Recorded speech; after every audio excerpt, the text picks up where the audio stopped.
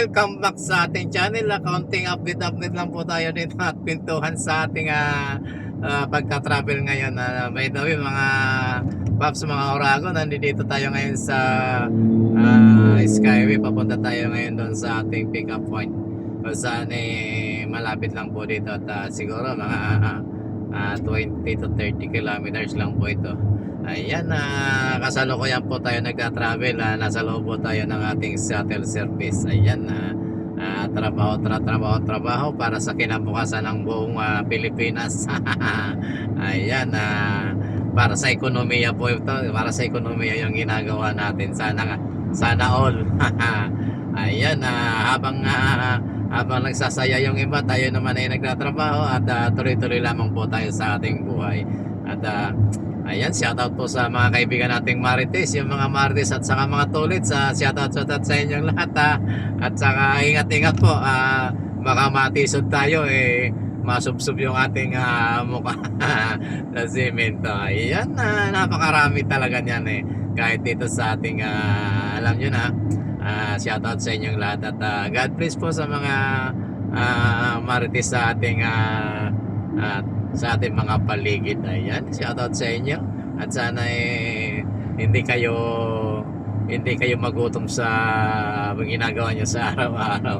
Huwag nyo kalilimutan po yung pagkain at saka pagluto. Baka mamaya hindi pa kayo nakain, kain-kain din pag may time. Ayan, shoutout po sa inyong lahat at magandang umaga po sa ating mga kaibigang OFW, sa ating mga kaibigang silent viewers. Maraming salamat po sa inyong suporta, sa pagsuporta sa ating mga videos. Ayan, kasalukuyan po tayo naglalakbay. Time check po ay 5:19 ng umaga.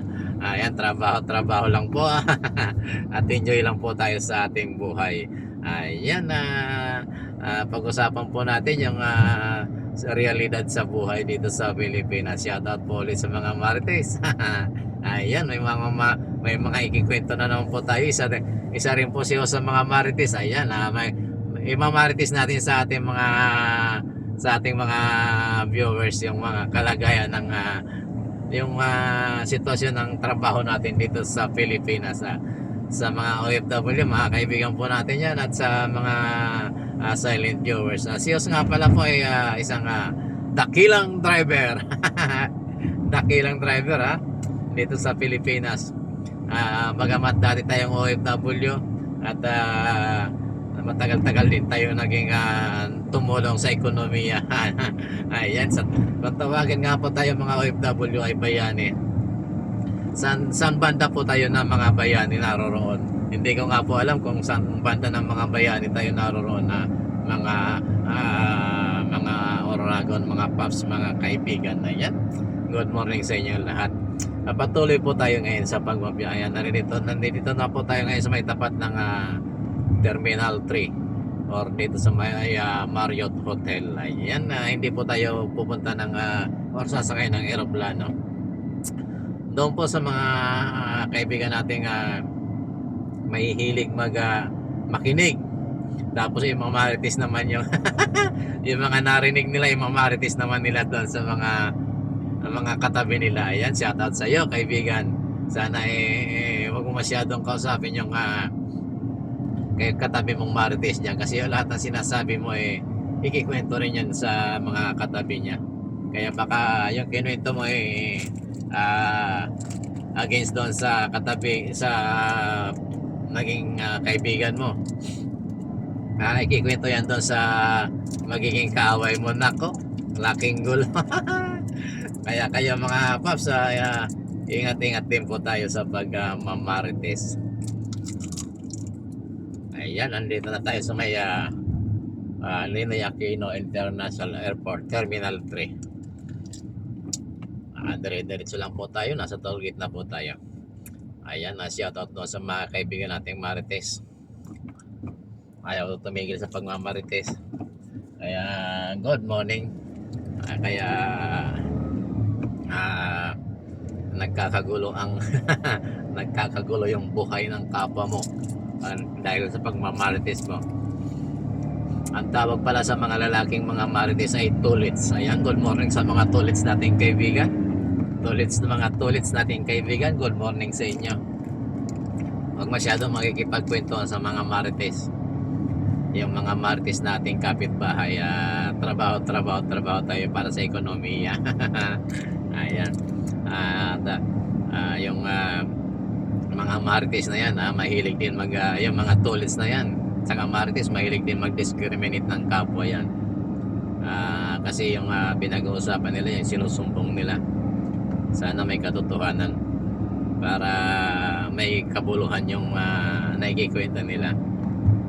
Sabi nga, pag may ebidensya ka, pwede mong sabihin. Pero pag wala naman, ingat-ingat po sa pagkikwento.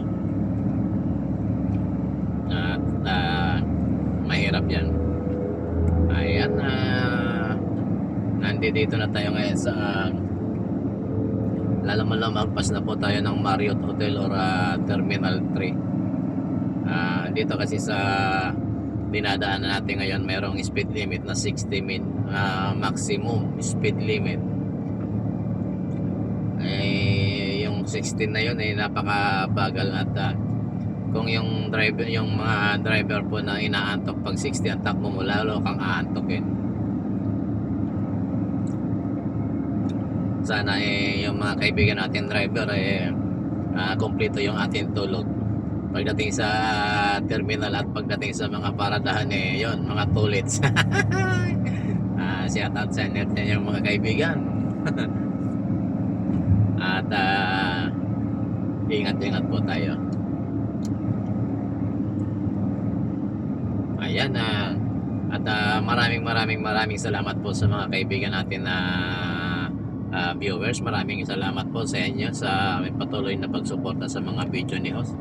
Doon sa mga silent viewers po natin, thank you po, mag-iingat po kayo.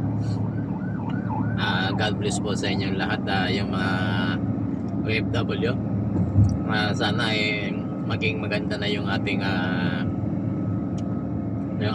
ginagawa, yung ating trabaho, at sana makaipon na rin kayo ng kaunting kabuhayan para nang sa ganun makasama na natin yung ating pamilya sa buong taon at buong buhay natin. Kasi bilang isang OFW, napakahirap po ng buhay ng malayo ka sa pamilya, lalo na sa mga anak mo. Ang hirap po ng buhay ng ganyan, yung kahit sabihin na natin na gusto na nating matulog, pag naalala mo yung pamilya mo, kahit anong saya mo sa buhay diyan sa abroad, mararanasan mo yung kalungkutan. Walang kasarian po na binabanggit, pinipili po yung kalungkutan. Basta umatake po si homesick, anak ko, maniwala ka sa hindi, minsan mapapaiyak ka na lang.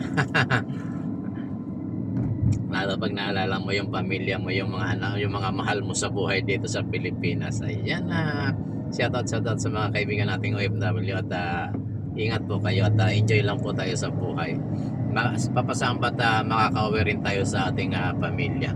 Ayan, ingat po kayo dyan, at lagi lang po magdadasal, at pagpalain po kayo ng Panginoon sa lahat ng oras at sa lahat ng inyong ginagawa. Maraming salamat po, at ingat po tayo, at God bless po. I love you all. Ingat po.